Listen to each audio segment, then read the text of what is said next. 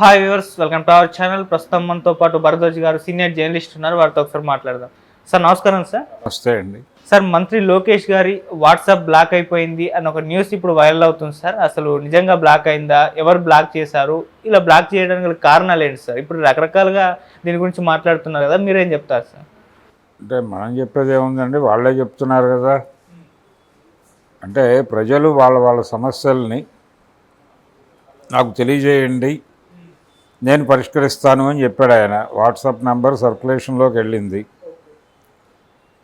ప్రతి ఒక్కరూ ఆయన నియోజకవర్గంలో ఏ ఇష్యూ ఉన్నప్పటికీ ఆయన పరిష్కరిస్తాడు అనేటువంటి కాన్ఫిడెన్స్తో ఆయనకు పంపిస్తున్నారు త్రూ వాట్సాప్.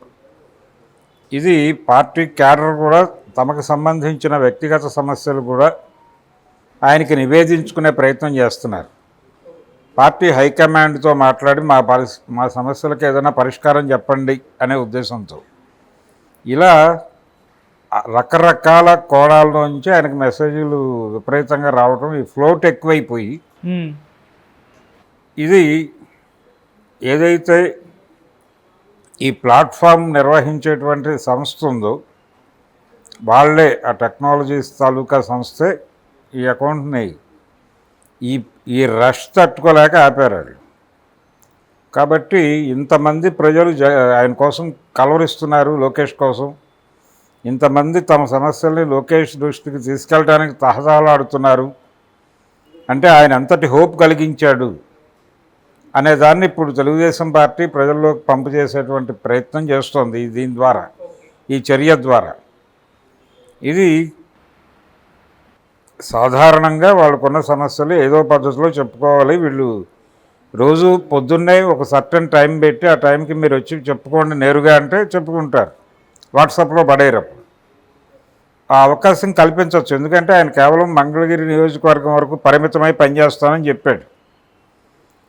నిజానికి ఆయన మంత్రి పదవి కూడా ఆశించడం లేదు, నేను నియోజకవర్గం అభివృద్ధి మీద కేంద్రీకరిస్తానని చెప్పాడు గతంలో.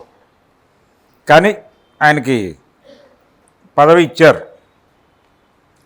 ఇచ్చారు కాబట్టి ఆ తాలూకా పనుల్లో బిజీగా ఉన్న సందర్భంలో ప్రజలు తమ సమస్యల్ని చెప్పుకోవడానికి నేరుగా అవకాశం లేక వీళ్ళు ఈ వాట్సాప్ని ఆశ్రయించడం వల్ల ఈ పరిస్థితి వచ్చింది తప్ప నిజానికి అక్కడ సమస్యలు లేకపోతే, సమస్యలు పరిష్కారం అయిపోతూ ఉంటే వాట్సాప్ పెట్టాల్సిన అవసరం ఏముంది? రోజు అంటే ఏదో ఒక మెకానిజం ఏర్పాటు చేయాలి. ఇప్పుడు ఇది బ్లాక్ అయిపోతే ప్రజలు తాము చెప్పుకోవడానికి అవకాశం లేదు అని భావించి వాంటెడ్గానే ఇది తప్పించారు, ఈ అవకాశాన్ని తొలగించారు అని కనుక అనుకుంటే అది ఇంకొక రకమైన ప్రమాదానికి దారితీస్తుంది.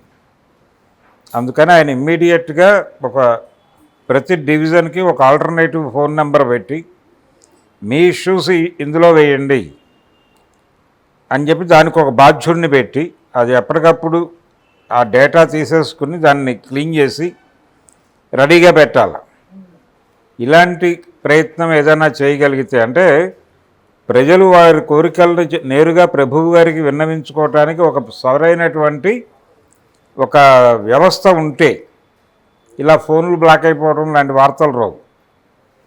అసలు ఈ రేంజ్ రష్ ఉంటుందా అని ఎక్స్పెక్ట్ చేసి ఆయన అంటే ఒక రకంగా అలా ఆ విషయాన్ని గురించి పెద్దగా ఆలోచించట్లేదు ఆయన.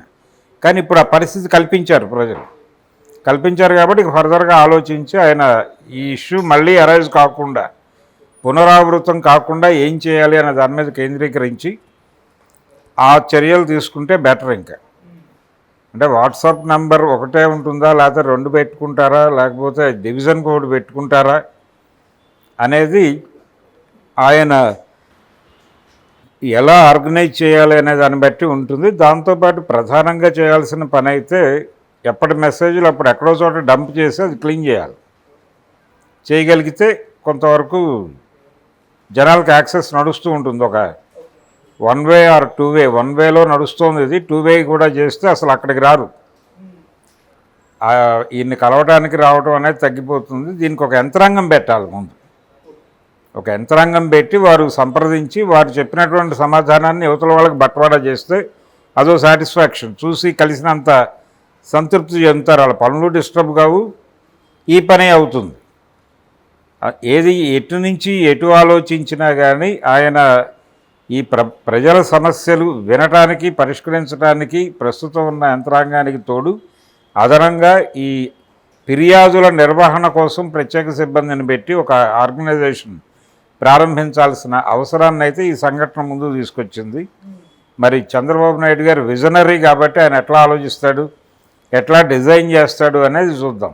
సార్ అంటే ప్రజల సమస్యలు తెలుసుకోవడానికి నాయకులు రకరకాలైన పద్ధతులు, అంటే మనం ఇక్కడ చూసాం కేటీఆర్ గారు ట్విట్టర్ని ఎక్కువగా వాడేవారు.